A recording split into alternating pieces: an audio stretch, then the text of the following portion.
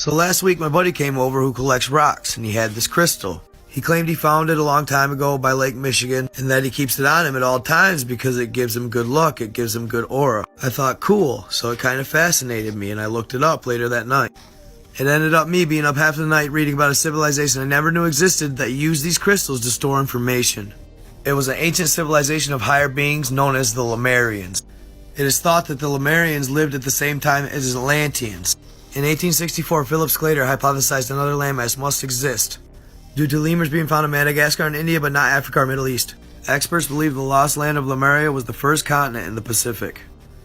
It is said that Lemurians were the first galactic beings to set foot on Mother Earth, and their technology was much more advanced than anything we have now. So these crystals supposedly come from these Lemurian beings. Lemurians are considered beings of pure love and light. It is said they vibrate at the highest frequency, considered the keepers of Earth. So there's a couple different theories on how everything went down, but I'm going to choose what resonated with me. So I'm going to cover the antediluvian conflict between Atlanteans and Lemurians, and its role in the Third Galactic War. First off, antediluvian means before the biblical flood. So this is a perceived world map of Atlantis and Mu, which is also Lemuria, Mu just meaning Mother Earth. Atlantis, Lemuria.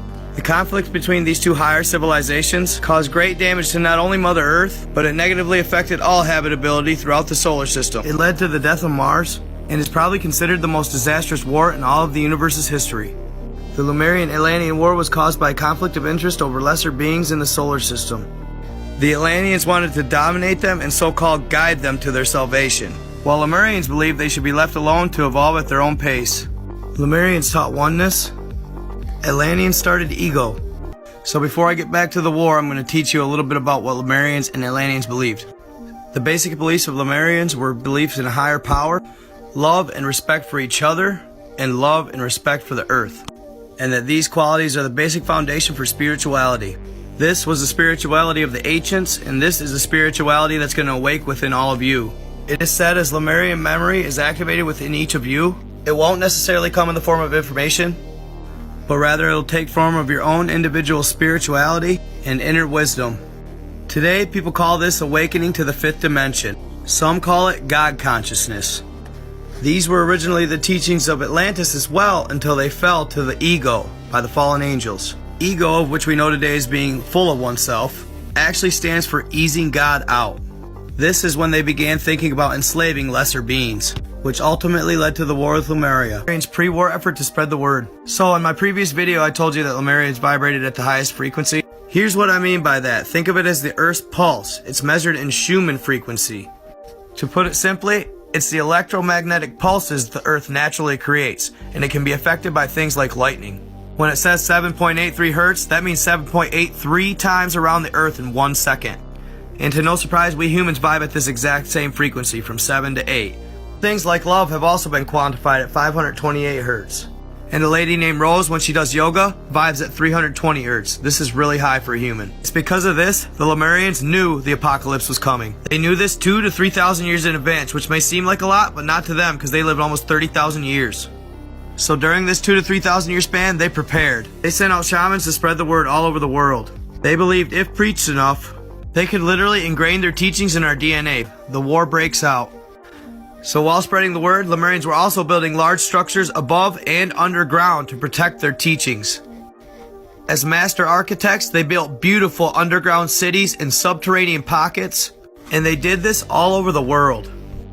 While above ground, they used large, massive stones to build these triangle-like structures. I wonder what those could be. They supposedly did this to preserve some of their tech. In fact, since Google Earth, there has been pyramids discovered all over the world, even in Antarctica, many of which we still haven't navigated all the chambers. It is believed that some might hold the technology that is key to human life. Then, in around the year 2600 BC, it happened. Atlanteans attacked. This was within 100 years of Noah's Ark. But it wasn't the Lemurians, because they were smart enough not to destroy their own planet at this point. So they attacked Mars' moons using thermonuclear weapons. So Atlanteans just sent a nuke up to Mars' moons. Atlantean superweapon known as Nara-1, does that sound familiar? Was deployed to Mars, resulting in the destruction of Phobos and Deimos. This was weird because Martians were actually Atlantean allies, but they wanted to enslave them. They were showing that whether the Lemurians liked it or not, they were going to do what they wanted to do. The results were catastrophic. The Martian magnetosphere destabilized, putting holes in the ozone. This allowed for poisonous solar radiation to reach the planet's surface. This completely stripped away Mars' atmosphere and caused the boiling away of Mars' seas. Not long after, as a retaliation, Lemurians sent nukes up to Martian enclaves, which were actually a part of the Atlantean Empire at the time. This caused the glassing of the entire planet, resulting in loss of all water, forcing Martians underground where they still are today.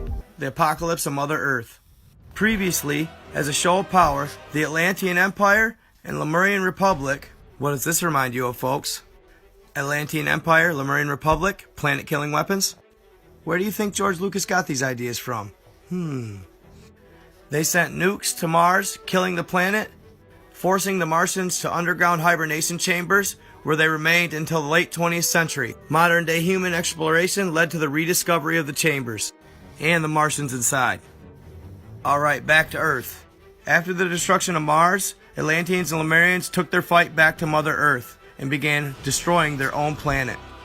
The first wave of nuclear strikes were at each other's territories, causing some areas of the globe to be completely glassed over, turning these territories into nothing but sand. This includes the Sahara and Arabian deserts, which were lush jungles at one time. Then came intense nuclear winters, gravitational explosion, and fault line detonation. As the mini ice age got worse, the war hastened due to escalated fighting between the two factions over the last few territories left.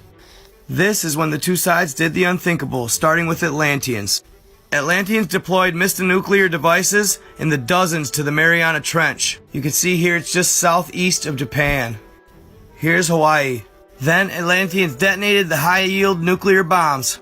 The explosion caused massive downward compressions and tectonic waves traveling at the speed of sound, which in turn triggered magnitude 12 and 13 earthquakes all along the Pacific Rim.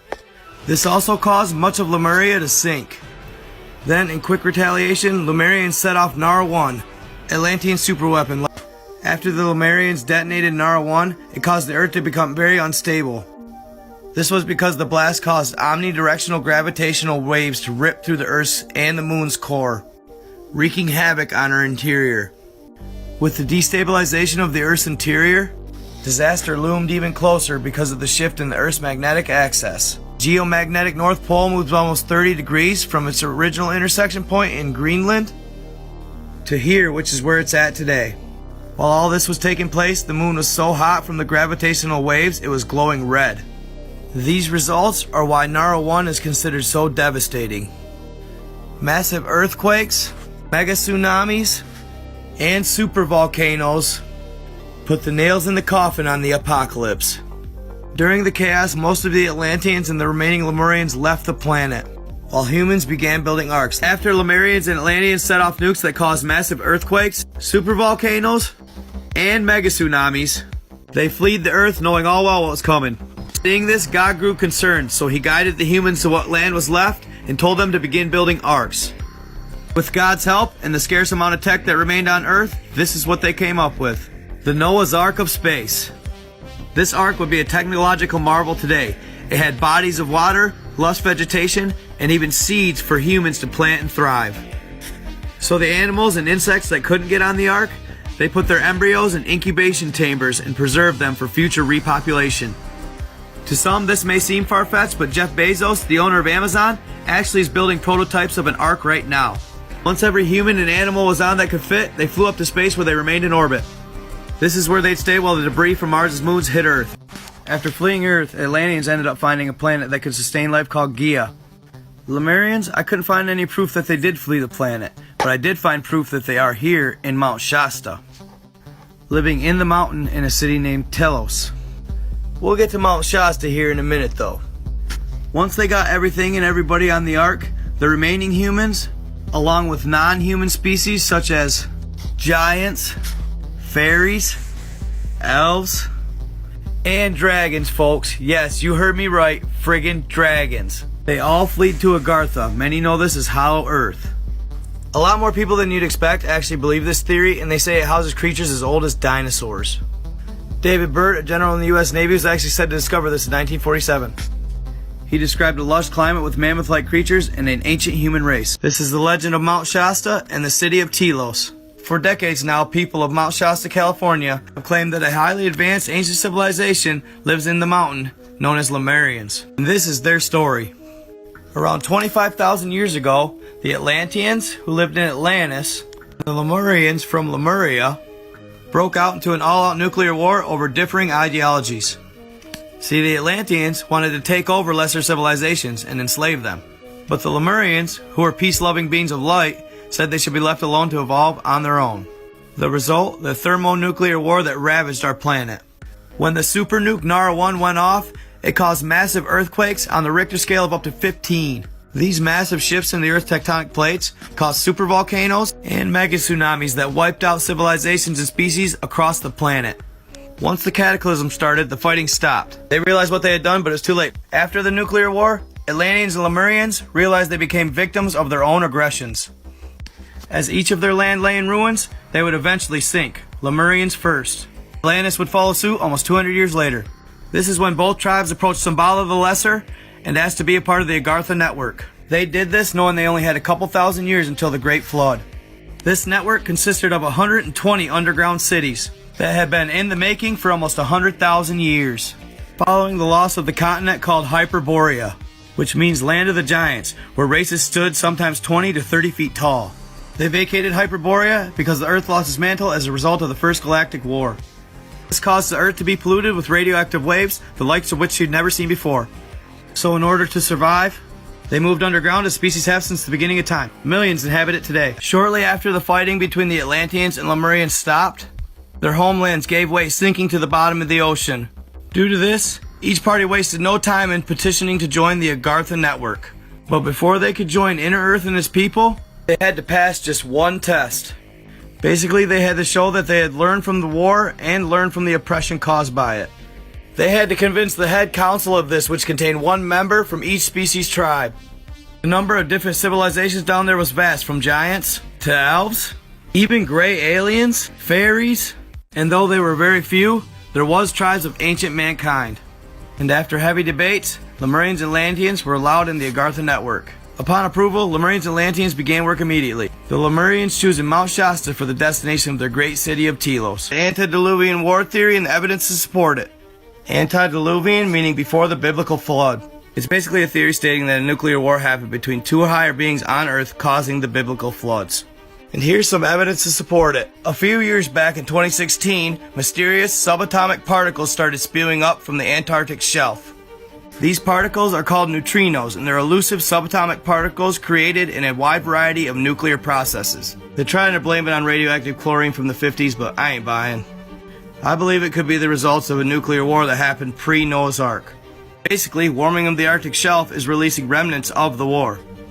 This war that caused nuclear fallout and the Ice Age. But they've also found proof of the ancient atomic war in India, and it explains Libyan desert glass. So there is evidence to support these claims, which doesn't necessarily mean they're true. End of the day, nobody really knows. This is just another theory. Means that either the Egyptians were way more advanced than we thought they were, or, hear me out here, aliens. Ding, ding, ding, ding. What's his prize, folks? Knowledge. Yes, the ancient Egyptians absolutely had help building the Great Pyramids, along with all other cultures throughout the world. These higher beings, known as the Lemurians and Atlanteans, began helping civilizations all throughout the world build these about 1,000 years before the flood. They did this because the pyramids acted as a time capsule, preserving their teachings of spirituality and their beliefs. Using sacred geometry, laser cutting tech, and anti-gravity, they were able to put up these magnificent structures all over the world. In fact, the Mars rover has even picked up what is believed to be a pyramid on Mars. Here on Earth, though, they were actually built to withstand mega tsunamis and super earthquakes that resulted from the nuclear war between the Lemurians and the Atlanteans. War broke out between the two because the Atlanteans wanted to enslave lesser beings, Lemurians did not. In the end, we all lost, especially Mother Earth. They made it, though. So after being accepted into the Agartha network, the Lemurians chose Mount Shasta to build their city. The Lemurians chose Mount Shasta because California was actually part of its territories pre-war. They also understood that these areas of California would survive the cataclysms, and Mount Shasta had already been considered a place of great sacredness on the planet. In order to make it habitable, the Lemurians had to reroute the lava caves so Mount Shasta would never erupt again.